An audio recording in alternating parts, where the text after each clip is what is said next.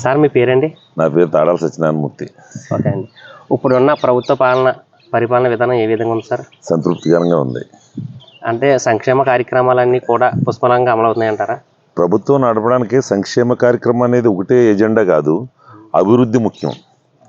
ఇప్పుడు మన గత 5 సంవత్సరాల్లోని ఒక ఊరు నుంచి ఒక ఊరు వెళ్ళటానికి రోడ్లు లేని పరిస్థితి. ఇది ప్రజలందరికీ తెలిసిన పరిస్థితి. ఈరోజు రహదారులన్నీ కూడా చాలా చక్కగా వేశారు. ఈవేళ పోలవరం బ్యారేజ్ దాని గురించి సంక్షేమం అనేది కూడా చేసుకుంటూ వస్తున్నారు, ఏది తగ్గలేదు. ఏదో చిన్న చిన్న అపశృతులు అనేది లేకపోతే ఇప్పుడు ఉంటాయి, కొంతమంది చేస్తారు. కానీ ప్రభుత్వం ఏ రకమైన ప్రజలకు అందరికీ కూడా ఒక స్వేచ్ఛాయుత వాతావరణం ఉన్న ప్రభుత్వం ఇదని చెప్పేసి నా ఉద్దేశం. గత ప్రభుత్వంలో నవరత్నాలు అని చెప్పేసి కొన్ని పథకాలు పెట్టారు. ఆ పథకాల్లో ఏది కూడా అభివృద్ధికి సంబంధించిన పథకం లేదని అంటారా? అభివృద్ధికి సంక్షేమానికి సంబంధం ఏముంటుందండి? సంబంధం ఉండదు అసలు. ఇదేంటంటే కేవలం మీకు డబ్బులు ఇస్తాను అంటే ఇది ఓటు కొనుక్కున్న సమయంలో ఉంటుంది తప్ప అభివృద్ధి సమానం లేకపోతే భవిష్యత్తు ఉండదు కదా రాష్ట్రానికి.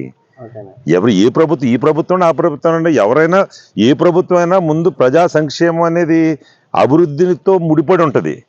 ఉదాహరణకి మన వాజ్పేయి గారు వచ్చి ఇక్కడ రోడ్లు వేసే వరకు కూడా హైవేస్ డెవలప్మెంట్ లేదు. ఈవేళ మన రాష్ట్రం పరిస్థితి కూడా అలాగే ఉంది. అటువంటి పరిస్థితుల్లో ఇప్పుడు పవన్ కళ్యాణ్ గారు అయితే, చంద్రబాబు నాయుడు గారు అయితే దీన్ని కృషి చేసి రోడ్లు రహదారులు బాగా వేస్తున్నారు, అభివృద్ధి బాగా జరుగుతుందని నా ఉద్దేశం. విద్యాశాఖ మంత్రి లోకేష్ గారు సింగిల్గా పోటీ చేస్తే నగ్గే అవకాశాలు ఉన్నాయంటారా? గెలుస్తారు. ఎలా చెప్పగలరండి? మామూలు గెలుస్తారండి. అంటే కూటమి ప్రభుత్వం వల్లనే ఈ ప్రభుత్వం వచ్చిందని కొంతమంది యొక్క అభిప్రాయం. అది కూటమి ప్రభుత్వం అనేది ఇప్పుడు మెజార్టీని చూసుకోవాలి కదా. మనం గతంలో చూసుకుంటే ఎన్ని కూటములు కట్టినా ఒక ప్రభుత్వం మీద అక్కడున్న పాలన మీద వ్యతిరేకత లేకపోతే ఇంత డ్యామ్ మెజార్టీగా వచ్చే అవకాశం ఉండదని నా ఉద్దేశం. నెక్స్ట్ పవన్ కళ్యాణ్ గారు సీఎంగా పోటీ చేస్తే నగ్గే అవకాశాలు ఏమన్నాయంట? సీఎంగా పవన్ కళ్యాణ్ ఉండాల్సిన పని ఉంది. ఆయనకి పవన్ కళ్యాణ్ గారి ఉద్దేశం ఒకటే, దేశం బాగుండాలి, రాష్ట్రం బాగుండాలి. దానికోసం నేను ఏదైనా త్యాగం చేయడానికి సిద్ధంగా ఉన్నా నేను పబ్లిక్ అని చెప్తున్నారు కదా. అంటే విద్యాశాఖ మామూలుగా పంచాయతీరాజ్ శాఖ ఉండి అతని యొక్క పనితీరు పట్ల మీ యొక్క అభిప్రాయం ఎలా ఉంది? 100% మార్కులు ఇస్తామండి దానికండి. ఆయన పవన్ కళ్యాణ్ గారు నిస్వార్థంగా ఆయన కేవలం దేశం అభివృద్ధి ఈ రకంగా అవుతుంది అనేది చూస్తున్నాడు తప్ప రెండో ఆలోచన ఆయనకి లేదు.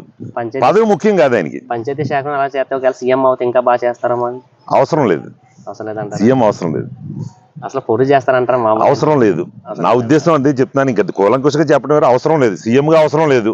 ఆయన డిప్యూటీ సీఎంగా ఉంటూ ఇలా ప్రభుత్వం నడుపుతుంటే చాలా ఆనందంగా ఉంది. అది ప్రజలకు అంతా మంచి జరుగుతుంది. అర్థం చేసుకున్న వాళ్ళు ఉన్నా, అర్థం చేసుకోకపోయిన వాళ్ళు ఉన్నా ఈ అభివృద్ధి మటుకు మాత్రం ఖచ్చితంగా బాగా జరుగుతుంది. రాజధాని విషయంలో మీకు ఏ రాజధాని అయితే మీకు బెటర్ అనిపిస్తుంది? దాన్ని అమరావతి అయితే బెస్ట్ అనిపిస్తుందా, మావిగన్ ఇస్తే బెస్ట్ అనిపిస్తుందా మీకు? మావిగన్ అనేది కాదండి. ఇప్పుడు ఈ మావిగన్ అనే పేరు దానికి ఎందుకు? ఇప్పుడు ఆల్రెడీ గత ప్రభుత్వం 3 రాజధానులు చెప్పేసి విశాఖ, కర్నూలు, విజయవాడ అని 3 రాజధానులు చేశారు. అసలు రాజధానిని మొత్తం కుంటుపరిచారు. ఈవేళ ఒక రాజధాని నిర్మాణం అవుతుంది. ఈ రాజధాని వల్ల విదేశీ పెట్టుబడులు వస్తాయి. దీనికి ఖచ్చితంగా అభివృద్ధి అనేది ఒక స్థాయిలో ఉంటుంది. అంటే సింగపూర్ ప్లాన్ అనే కాదు, ఏ దేశానికైనా ఏ రాష్ట్రానికైనా రాజధాని అనేది ముఖ్యం. రాజధాని ఉంటే బాగుంటుంది. అటువంటి రాజధాని ఇప్పుడు నిర్మాణం అవుతుందని నేను భావిస్తున్నాను. మీకు ఇష్టమైన పొలిటికల్ లీడర్ ఎవరండి? మోడీ. ఎందువల్ల అంటారండి అసలు? పరిపాలన కొంతమంది అవతార పురుషులు ఆ కారణంలో జన్మిస్తూ ఉంటారు. ఆయనకు వచ్చే ఆటంకాలు కూడా వస్తూ ఉంటాయి. కానీ దాన్ని తట్టుకుని నిలబడి ఈవేళ దేశ సంక్షేమం ముఖ్యం, దేశం బాగుండాలనే ఒకే ఒక ఉద్దేశంతో పనిచేస్తున్న వ్యక్తి మోడీ గారు. ఆయన కాలంలో మనం ఉండటం మన అదృష్టం. ఎందుకంటే మనకి దేశం మూడో ఆర్థిక వ్యవస్థగా పెరిగిందని చెప్పేసి విదేశాలన్నీ కుట్ర పన్ని దాని పెట్టుబడులు ఉపసంహరణ చేసి ఈయన్ని ఏదో రకంగా దీన్ని మోడీ గారిని కింద పెట్టాలనే ఉద్దేశంతో బొద్దింకలాగా ఉండి లేకపోతే ఇంకో రకంగానో తీవ్రవాదుల రూపంలోనే అనేక ఆటంకాలు కల్పిస్తున్నారు ఇక్కడ. దాన్ని తట్టుకుని ఈ కేవలం ప్రజా సంక్షేమం కోసం ఆయన పనిచేస్తున్నాడు, దేశం బాగుండాలని చెప్పేసి ఆయన పనిచేస్తున్నాడు. ఇంతకంటే ఆయన గురించి ఏం చెప్పగలం? ఇంకా ఈ మధ్యకాలంలో నిత్యావసర వస్తువుల యొక్క ధరలు పెరిగిపోతాయని చెప్పేసి ప్రజలు అల్లాడిపోతున్నారు. దానిపై మీ అభిప్రాయం? నిత్యావసర వస్తువులు అంటే అండి, ఒక విషయం చెప్తాను మీకు. ఇప్పుడు మనకి ఇరాన్తో యుద్ధం జరుగుతున్నప్పుడు ప్రతి దేశంలో కూడా 100 రూపాయలన్న పెట్రోల్ 150 రూపాయలు. ఉదాహరణకి యూరప్లో 2 యూరోలు ఉండే పెట్రోల్ ఈవేళ 3 యూరోలు అయ్యింది. చైనాలో కూడా రూపాయన్నర పెంచారు. ఇక్కడ పాకిస్తాన్ అంటే ఇంక చెప్పని అవసరం లేదు, అది 3 రూపాయలు పెంచారు, 100కి 300 చేశారు. అటువంటి పరిస్థితిలో ఒక 10 రూపాయలు మాత్రమే పెంచి లేదా 15 రూపాయలు పెంచి దీన్ని ఇలాగ ఉంటున్నది అది ఎవరికి సాధ్యం కాదని నా ఉద్దేశం. అది చాలా మంచి నిర్ణయం.